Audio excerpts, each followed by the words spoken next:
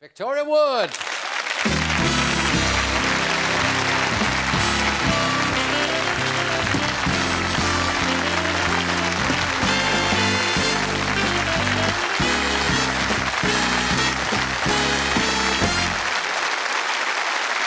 Victoria, I don't know whether you drink, but something there if you feel, you know. I was just watching the video. I've seen you on stage, and one thing which is wonderful, you just seem to get so much fun out of the ordinary, trivial things, humdrum life. You take it and get the fun out of it, like kids. Kids, yeah. Kids. Are they a prime subject? Well, I suppose they are. I suppose you dwell on the things that are stressful. Like, one of my worst things is having to get my children ready for school with all their right things by a certain time in the morning. I call this like the 10 to 9 factor. Like, because up until 10 to 9, you're laughing, joking, kissing, best mummy in the world. You look at the clock. It's 10 to 9! Come on, get your coat on, get your shoes. Come on. Oh, God, it's recorder group. Get your recorder. Come on, practice your recorder now. Get your coats on now. You put my coat on back to front, I can't move my arms. Never mind, you blow, I'll do the fingering prayer.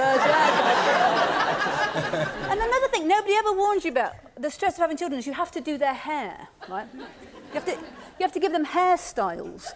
I mean, I had to fill in a form the other day and it said, what have you discovered about yourself since becoming a mother? And I had to put that I'm crap at plaits. It's this terrible moment when your child looks up at you with a little trusting face and says, Mummy, I want a French plait. I'm going, are you sure? Something else you'd rather have, like drugs? I'm reduced to taking her to the doctors and saying, she's got a rash on her head. I can't see anything. No, do a French plait, you know. And nobody ever warns you of the stress of dealing with nits. You see, you forget about nits. When you're a grown-up with no children, you forget about nits. So when you've got little babies, you never think about nits. You know, you never sit there flicking through the mother care catalogue. You never look at your partner all misty-eyed and say, oh, darling, one day we'll have head lice. But once you've got them, you go knit mad. You're on the knit patrol.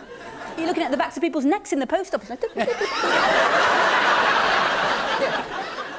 If I'm right, I think you used to live somewhere near the Lake District, I know, and now it's trendy, but you're in kind of a fashionable part of London. Very. Is it that different lifestyles? I mean, you still see the funny things? It's very posh where I live. You're kind of a satellite dish unless it's Wedgwood.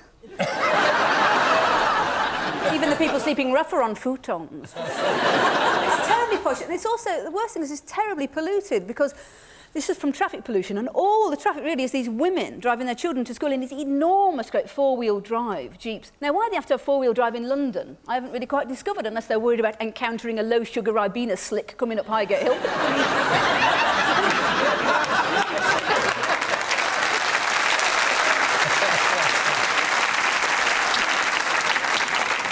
But they all drive these enormous four-wheel drive, big tanks, you know, great bars on the front to repel rhinoceroses and machine guns mounted on the roof, mooses' heads dangling off the spare wheel. This is all to deliver one spindly child to the fluffy bunny Montessori nursery half a mile up the road.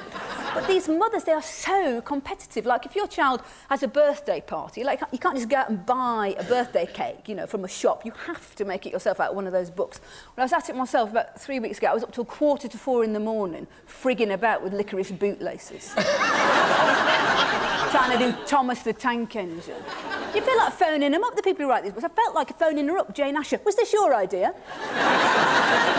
A shunting yard made of sponge fingers?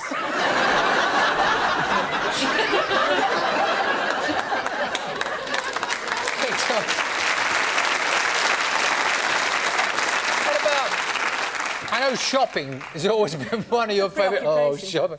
I mean, I can't ever pass Benetton's store without seeing you wanting to fluff up all the sweaters, you know. To unfold things. Yeah. Shopping is not something you enjoy, is it? Well, I find the parking stressful. In a supermarket, you know, you think, well, where am I supposed to park now? You know, because all designated spaces for people in wheelchairs, spaces for people on crutches, spaces for people with children, spaces for people with no children, spaces for people who want to conceive children, great long spaces. And I think, well, do I need a trolley or do I need a basket? Because there are hundreds of different baskets now. Baskets fit on your wheelchair, baskets fit on your walking frame, talking baskets for if you're blind, listening baskets for if you're lonely.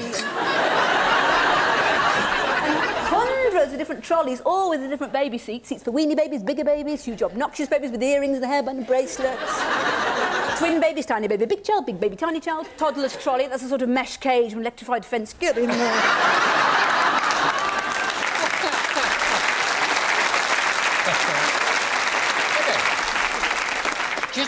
Just for a second, getting you off the domestic front, talking show business. I do go out. You do, don't you? You're really into it. But a wonderful source of material, obviously, for you. Let's talk about Shirley Bassey. Just for a second, I believe it's a mutual friend of hers. Well, she's not a friend of mine, but I'm a big fan of Shirley's, and I went to one of those things on the television, an audience where they went to see Shirley. Well, she was fantastic, but the audience, I mean, they're supposed to have celebrities. They were ancient, honestly. The celebrities in the audience were ancient. They were handing out leaflets on hypothermia as we went. And I was the only person on my row without a toupee. They turned up the air conditioning, whoosh. I was like sitting in an egg carton. Well, look this. And I was sitting near Julie Goodyear, you know Bet from Coronation Street. It's a very dramatic cleavage she has. You would queue up for that at Alton Towers. Wow!